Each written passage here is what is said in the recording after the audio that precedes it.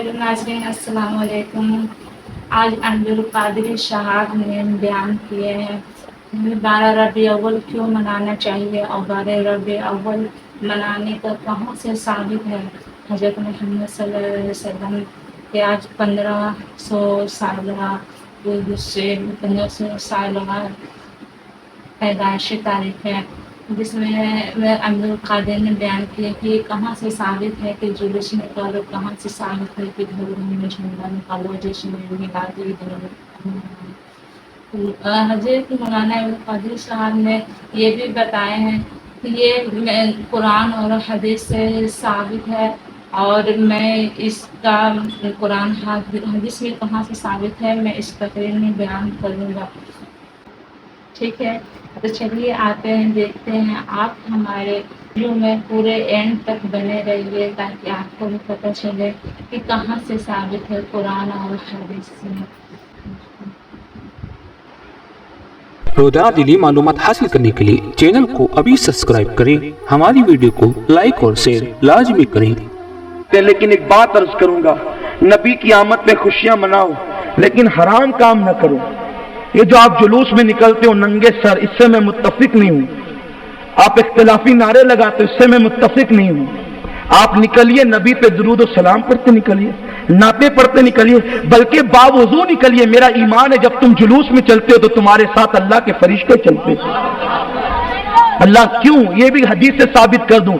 आका फरमाते हैं जहां सालिहीन का जिक्र होता है वहां फरिश्तों का नुज़ूल होता है। तो जब तुम चलते हो दुरूद पढ़ते तो क्या वहां अल्लाह की रहमतों का नुज़ूल नहीं होता, वहां फरिश्तों का नुज़ूल नहीं होता। मेरे प्यारे आका अलैहिस्सलाम के प्यारे दीवानों, जिस रसूल के सदके हमें नमाज मिली, जिनके सदके कुरान मिला, जिनके सदके रहमान मिला, सब कुछ उन्हीं के सदके में मिला है। हम उस नबी का जश्न न मनाएं ताकि तारीख विलादत को न भूलें नस्लें। जश्न मिलाद नबी यूं ही मनाते रहिए, इंशाअल्लाह तबारक व तआला ये उन्वान जारी रहेगा। हम रसूलुल्लाह की सीरत तैयबा पर गुफ्तगू करते रहेंगे और गुफ्तगू के साथ साथ मिलाद मनाने का सबूत कुरान में कहां है, हदीस में कहां है, सफा नंबर के साथ, हदीस नंबर के साथ हम आपको बताएंगे। अगर आपको मेरी बात समझ में नहीं आती, मेरा एड्रेस जामा मस्जिद या रसूलुल्लाह है, आप वहां तशरीफ लाए, आधी रात को तशरीफ लाए जब तक मैं शहर में हूं। जिस हदीस को आप ये समझते कि मैंने गलत बयान किया, आपका हक है, आप आकर मुझसे पूछिए आपने गलत बयान किया।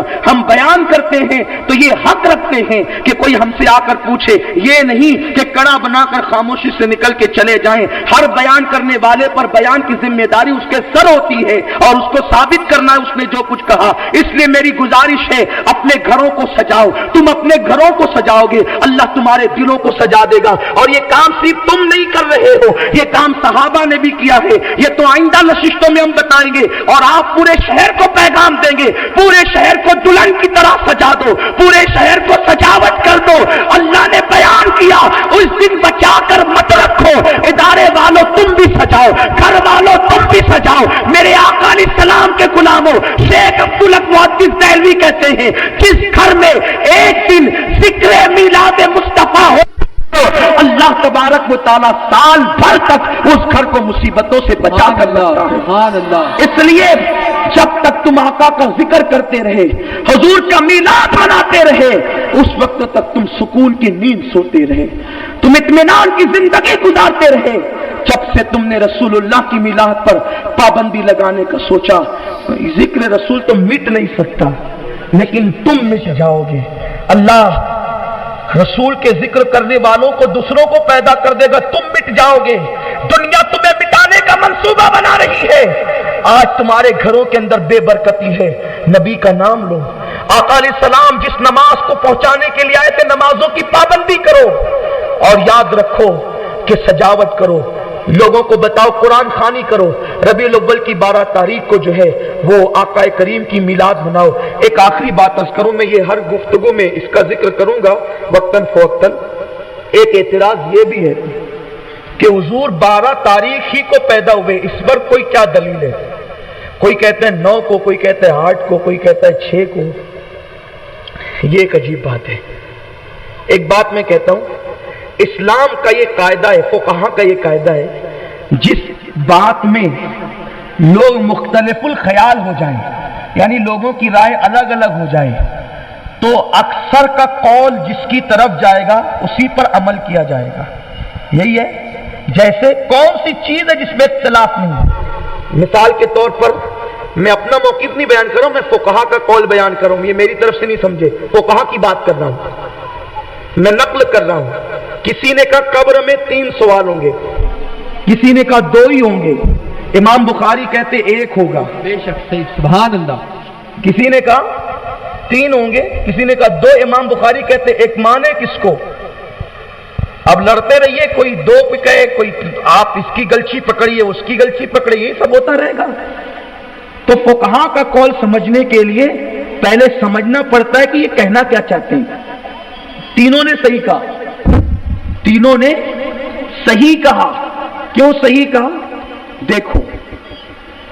اور اکثر کا قول کس کی طرف ہے؟ 3 کی طرف. اس لیے کیا کہتے ہیں قبر میں کتنے سوال ہوں گے؟ وہاں کوئی نہیں کہتا کہ 2 ہوں گے، 1 ہوگا. کیوں نہیں اس میں تقریریں ہوتی ہیں؟ اخبار میں کیوں نہیں آتا ہے؟ شک پیدا مت کرو، قوم کو لڑاؤ مت، متحد کرو.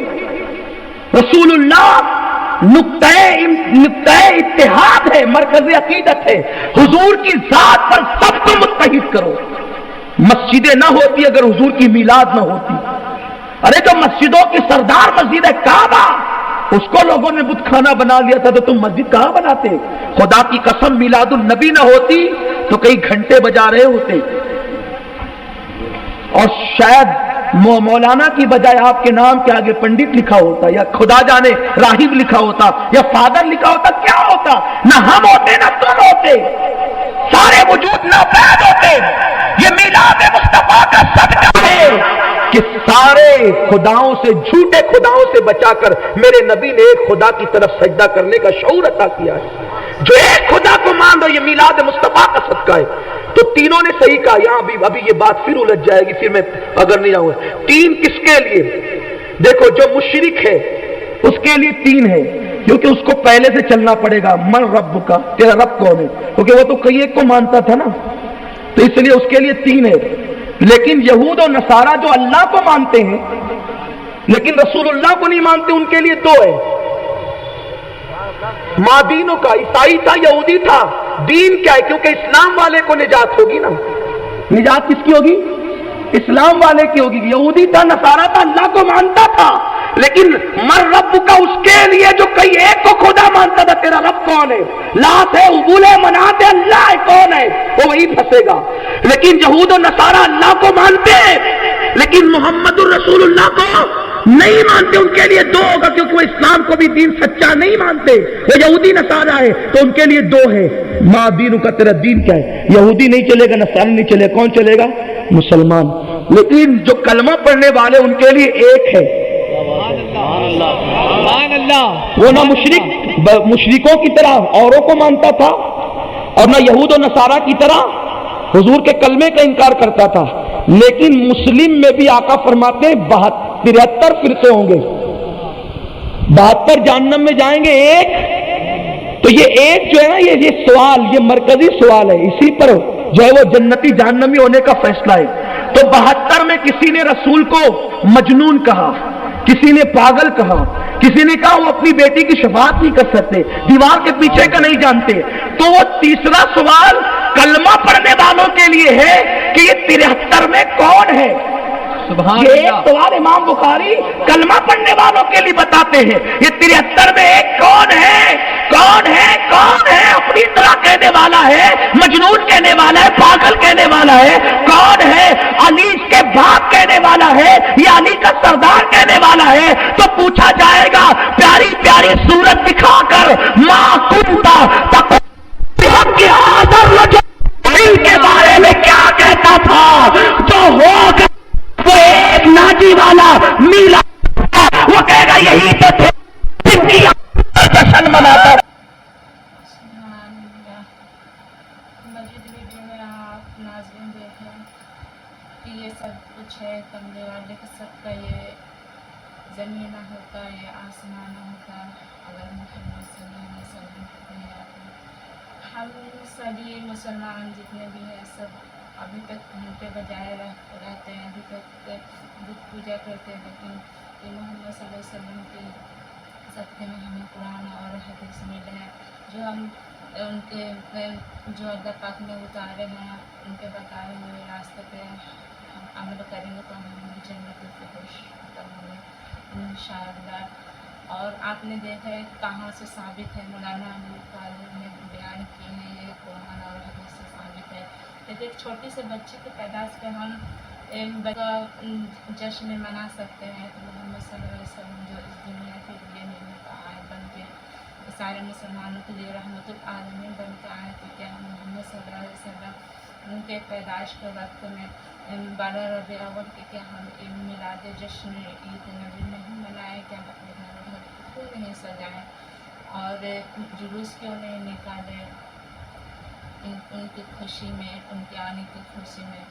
تو مزید ویڈیو دیکھنے کے بعد آپ کو سمجھ میں آ گیا ہوگا ناظرین کہ ہمیں عید میلاد جشن نبی کیوں منانا چاہیے اور ہمیں دیجیے اجازت اور ہمارے چینل کو سبسکرائب کر لیجیے، لائک کر لیجیے۔